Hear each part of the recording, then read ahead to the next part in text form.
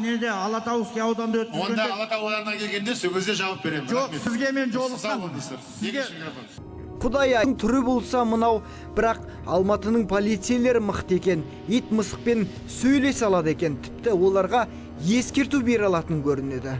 Проводан басқа біле ме бұл? Бәрі білет уже деген тоздырдық ол. Микрофон бердіңіздер.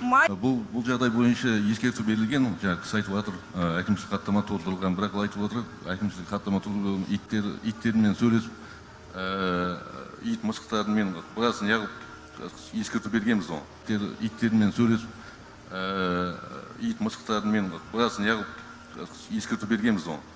Күлсеңіздер де өз еріктеріңіз, бірақ мына ұнамаса көшіп кет деп аты шыққан қорғаныс министрінің қазақшасы сөзсіз жылатады. Бір елдің қорғаныс саласына жауапты министр қазақ тілін мазақ тілге айналдырып жіберді.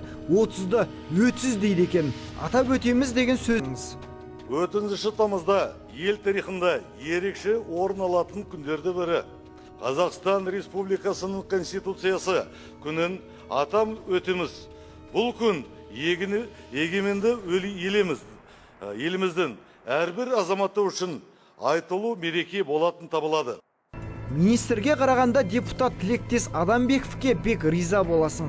Қытайда оқып білім алған жас депутат қытайшаңды да, қазақшаңды да, орысшаңды да сойып тұр. Мәселе тілде емес, жол салып жатқан компания басшыларын орнына қойыпты. Жұмысшылардың жалақысын уақытылы бермеген көрінеді. Соған ашуланған Адамбеков қытайлардың әкесіне танытты.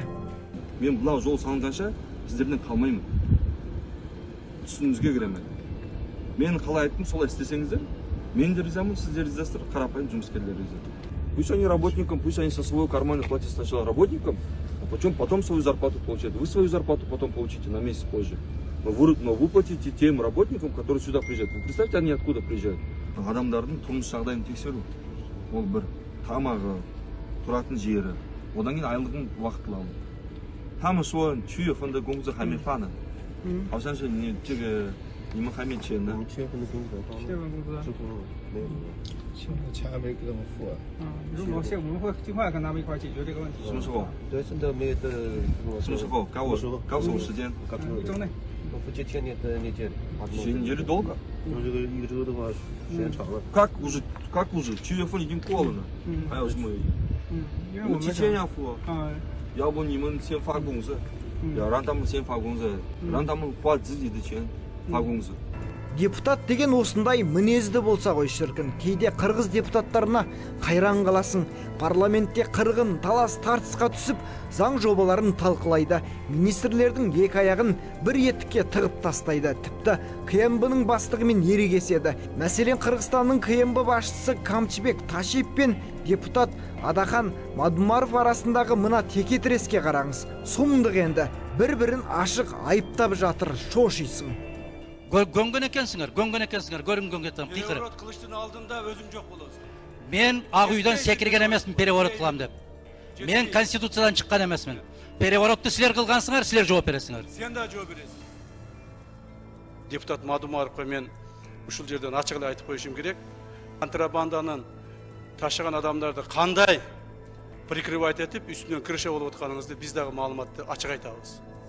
Так, айтабыз. Қолың түшіріп тұр. Успокойтесь, азыр айтам. Посидите.